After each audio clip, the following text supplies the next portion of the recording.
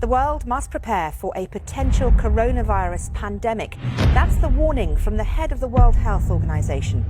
Over the past few hours, fresh cases have been confirmed in countries around the globe. The number of cases worldwide of the new coronavirus is now more than 80,000 across 36 countries.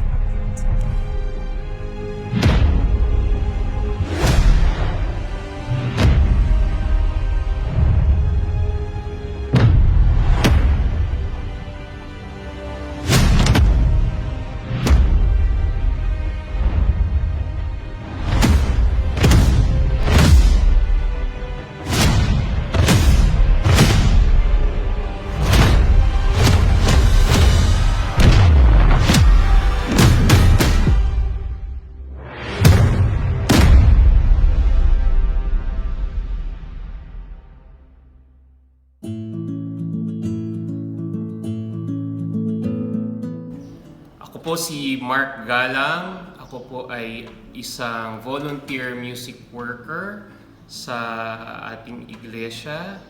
Ako din po ang chairperson po sa ngayon ng Makati Church of Christ Disciples.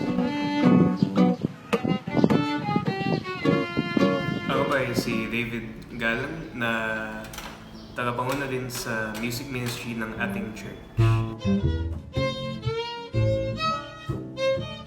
Ang mga naging challenges namin dito sa gawain natin sa music ministry is number one, yung walang mga live rehearsals. Very challenging na yung mga kasama na usually nakakasalamuhan namin sa paggawa ng musika, sa pag-awit, sa pagtugtog, hindi namin nakakasama. So ngayon lahat yung ginagawa namin ay remote, so hindi siya real time. So mas katulad siya ng paggawa ng studio recording rather than yung actual live performance in a venue such as a church. So yun yung the biggest challenge. So yung isang malaking challenge is how to direct everyone to try their best to sing at the same time, using the same rhythm, yung magiging magkapare-pareho ng timing. Unlike before na pwede ako mag-conduct. So during the actual live performance of a tune, I can guide yung ating mga singers and musicians. Now at this time, they all have to be disciplined in following yung tempo. So they have to get used to following the click, or in some cases following yung ating drummer. So at this point ako yun. So yun natin ba na di ba hindi pa live yung practice, yung rehearsals for music. So mahirap pa talaga na kailangan i-coordinate and all that.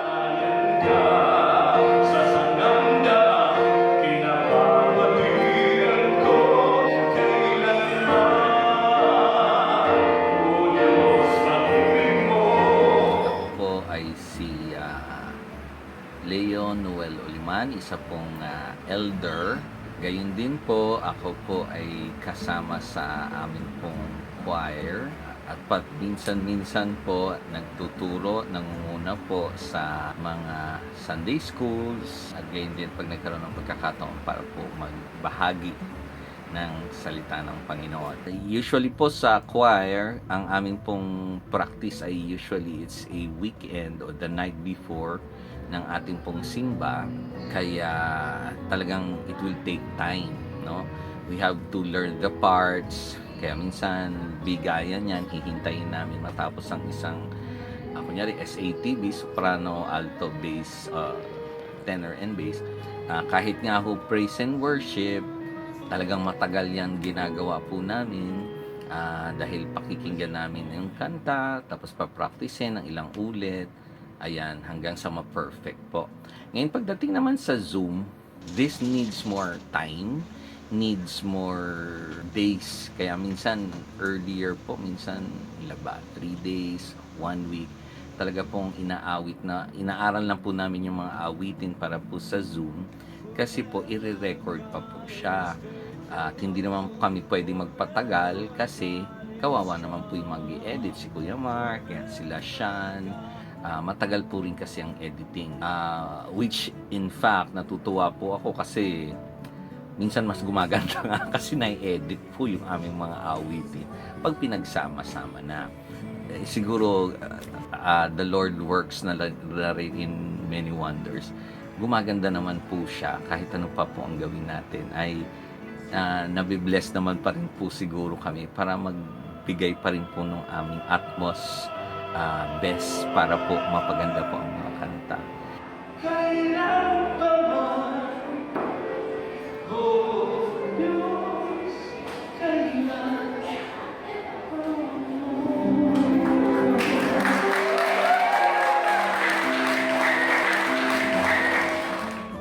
I'm Ami Montalyon. Ako ang Praise and Worship Leader, Council Secretary, at Admin Officer rolled into one. O, diba? Ang bongga. Napakaraming challenges ang na-encounter ko personally during this new normal times. Kasi bilang Praise and Worship Leader, mas naging mahirap, mas naging challenging ang paggawa ng mga cover ng mga songs. Kasi individually, kailangan mo mag-record ng boses. At since hindi na siya physical practice, kailangan ikaw na yung mag-gauge sa sarili mo kung tama ba yung tono ko, okay na ba yun. So, usually, nakakaroon ako ng mga 5 takes bago ko sabihin na okay na yun. Saka ako ipapadala kay Kuya Mark yung mga recordings ko. Bilang Praise and Worship Leader din, kailangan mo siguraduhin, i-remind ng bawat isa kung sila ay nakapagbadala na ng mga videos nila. At syempre tumulong din kung kailangan sa mga editing ng mga lyrics, ng mga videos, at pagko-coordinate sa bawat isa. Right now, yung ginagawa natin dito sa music ministry, it's always akin to a recording studio activity. Parang ganun ang kinalalabasan. So everybody has to be really disciplined. And I think na it improves the musicianship of the members. It improves yung skills. And of course, yung number one focus of that is to be able to deliver God's message through the song and be able to worship God to the best of everyone's abilities, to encourage all of the entire church to worship. Have you ever seen a wonder? Come on! In the air, a second life. Having come out of the waters with the old left behind.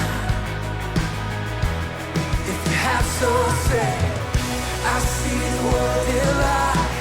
I see the world in wonder. I see the world in light, bursting in living color. I see the world your way, and I'm walking in the light.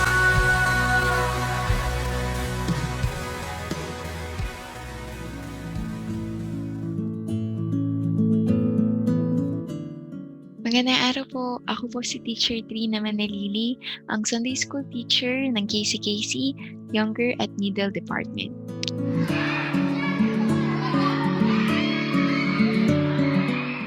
Ang mga challenges na naranasan ko na hindi naranasan bago mag-lockdown ay una, ang internet connection problems. Dahil minsan nagkakaroon ng logging sa part ko at minsan sa part din ng mga bata. Pangalawa ay mas konti yung mga batang ating naturuan, hindi katulad noong may silid-bulilit pa na madami talaga yung nakakasali.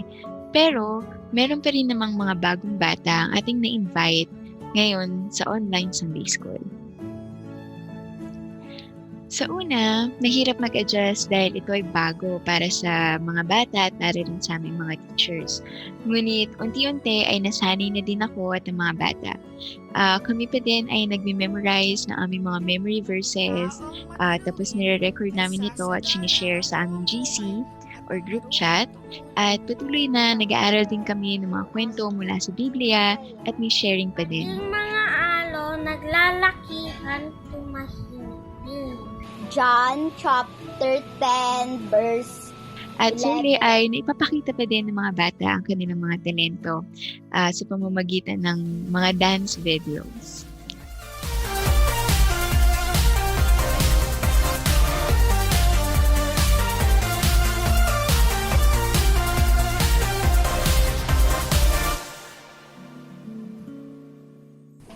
Mapagpalang araw po sa ating lahat. Ako po si Abigail Pangilinan, isa sa napagkatiwalaang manguna sa ating CYAF or Young Adults ng ating iglesia.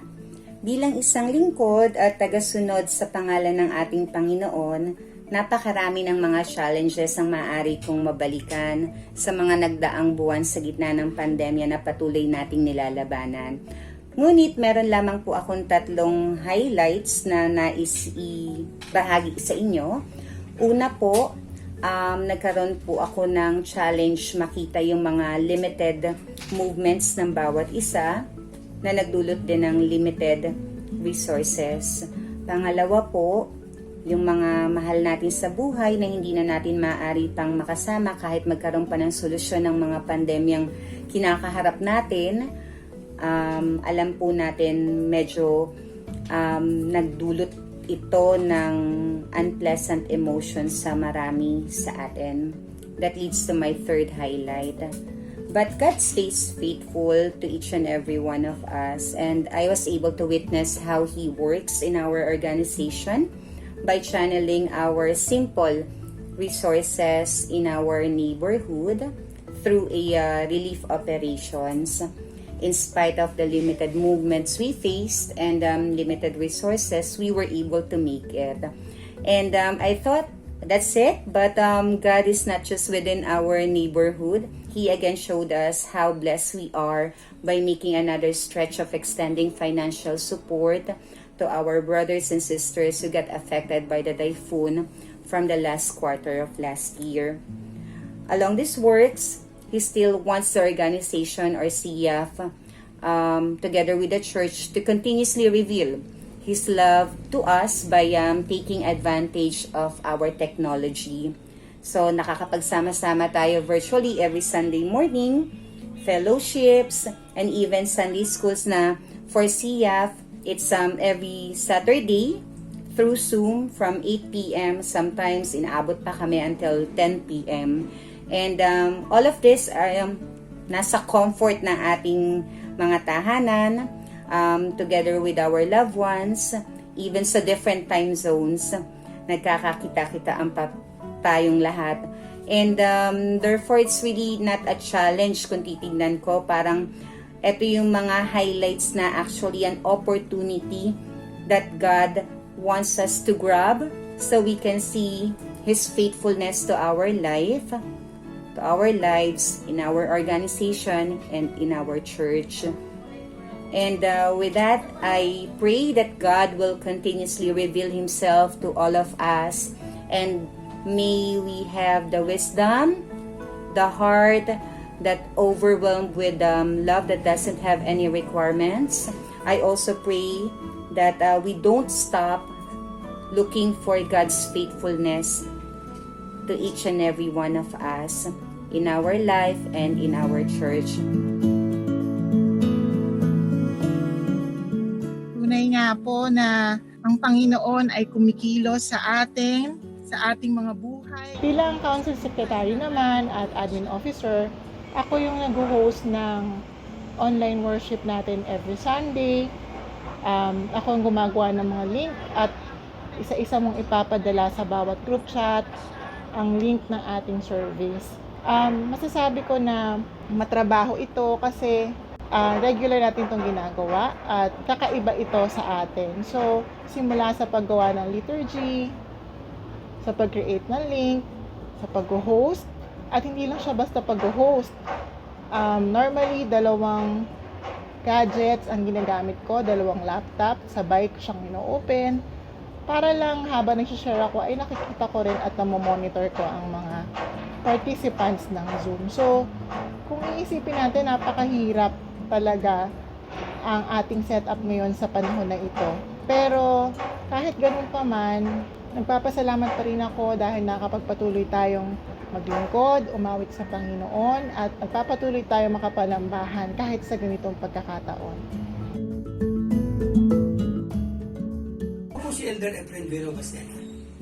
Ikinalaga bilang isang elder at nakatalaga din bilang overseer ng ating lokal na iglesia dito sa MCCDI. Ang masasabi ko sa online service natin ay okay lang. Siyempre, na-avoid ang traffic at mas safe ka pa dahil sa social distancing. And on time ka for the service. Ang advantage sa akin ito ay nakikita ko at nakakausap ang mga kapatiran na nasa ibang bansa. At ang disadvantage naman ay yun na nga, walang face-to-face to mingle with them. So, nakakamiss ang part na yan. Ako si Graciela Laisico Kabitin at ako po ay naging elder ng church ngayon at ako rin po ang chairman ng building committee. Bilang ng chairman ng building committee, so nag-form pa rin kami ng COVID team at sa panahon ng pandemic na to ay nagkaroon kami ng pagkakataon na tulungan ang ating mga kapatid na nakaranas ng COVID. Tulungan natin sila, sinuprayan natin ng mga vitamins, tinulungan na makahanap ng mga ospital. Yung mga challenges na naranasan namin dito ay magkaroon ka ng communication sa mga tao na kahit malayo, no? Kahit malayo ay pinilit natin na magkaroon ng communication. Salamat sa mga technology sa panahon na to sa pamamagitan ng internet, messenger, text ay nakapag-coordinate tayo dun sa mga tao. Yung online service natin, I think maganda, no? Kahit sabihin natin na magkakalayo tayo, pero ang maganda rito ay yung ibang mga kamag-anak, no, ng mga members natin ay nagkaroon ng pagkakataon na makasama sa online service. I think isang magandang paraan to na naidulot ng COVID sa atin. Pero syempre, hinahangad pa rin natin na magkaroon tayo ng worship service na face-to-face. Ang advantage nito, na-prevent tayo na huwag mahawa sa COVID. Pero yung opportunity na nakasama yung ibang miyembro ng pamilya sa bahay. Ang disadvantage lang, syempre, hindi natin nakita ng personal yung mga kapatid, no? Syempre, iba yung mga warm wishes sa mga kamag-anak, sa miyembro, na nakita natin silang harap-harap sa atin at bigyan tayo ng kapayapaan mula ngayon hanggang sa buhay na walang hanggan. Amen and amen. Ang pandemya o ang lockdown, ang isa kung hindi man ang pinakamatinding hamon na hinarap ko sa loob ng 8 taon ng aking paglilingkod sa Makati Church of Christ Disciples Incorporated bilang inyong administrative pastor.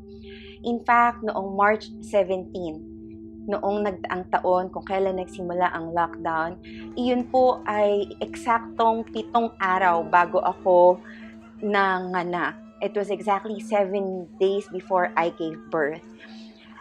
And I was supposed to be on leave at that time, but I knew that I still had to function dahil kakaiba nga po ang sitwasyon. I knew that more than ever, it was the time that people needed to be ministered upon the most. The situation was unprecedented. Dealing with such was something that we never learned in the seminary, nor learned by experience. I initially didn't know what to do. Noong una po, ang ginagawa ko, gumagawa ako ng recorded worship service. Nagda-download ako ng songs from YouTube, tapos ini-integrate ko ang lahat ng to, tapos ina-upload ulit sa YouTube, tapos sinesend yung link dun sa mga members, and then ini-encourage sila to continue on worshiping, even in such a way nahirapan po ako. It was challenging kasi una po, hindi ako masyadong techie. Hindi ako marunong gumawa ng mga videos. Ang hirap mag-record. Sa totoo lang po, mas madali talagang mag-sermon ng live. Because doing that, yung pagre-record and pag-upload was very time-consuming. And then, eventually po, the council figured out na the lockdown was something that is going to last more than we thought it would. And so, we decided to subscribe to Zoom and use this as a platform wherein we could, worship. And since bago yung platform, bagong challenges na naman, we had to learn how to use it and how to get used to it. Though that was the easy part, that was the easier challenge. Okay, the more challenging part was yung kahit na nag-worship naman tayo through Zoom, meron pa ring feeling of longing for physical, fellowship. And I personally miss each one of the members terribly.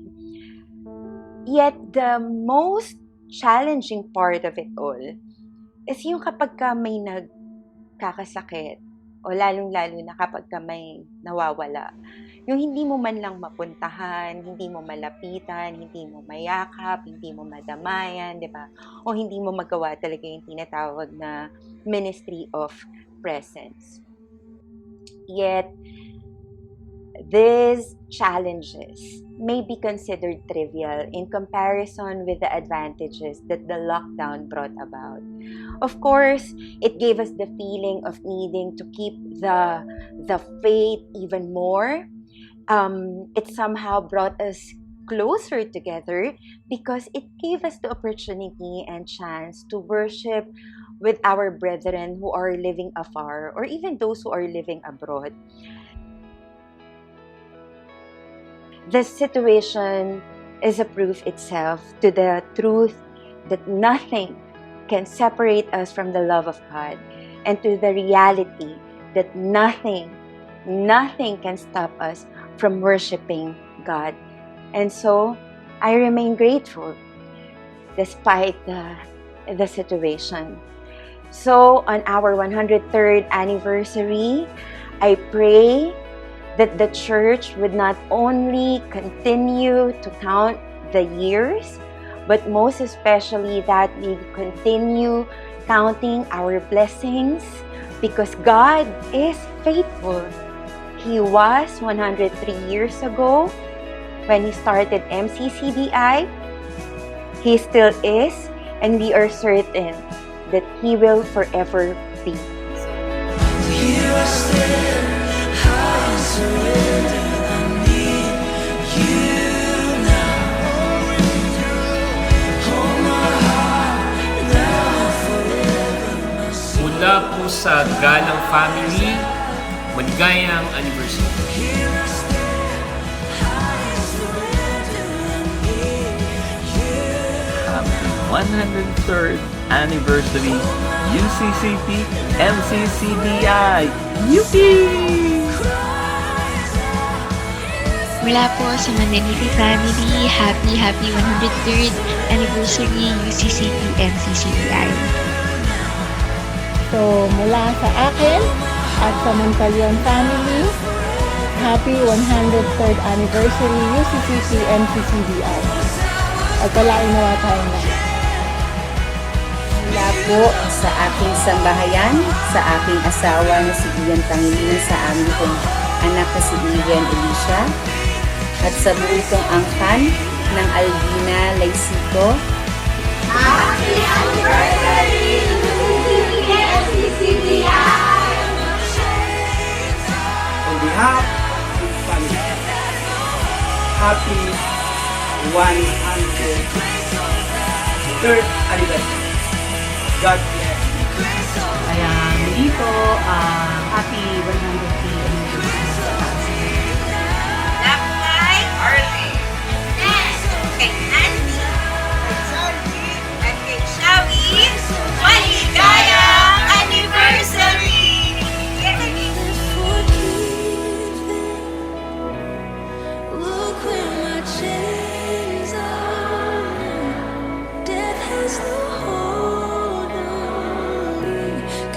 grace holds the ground, and your grace holds me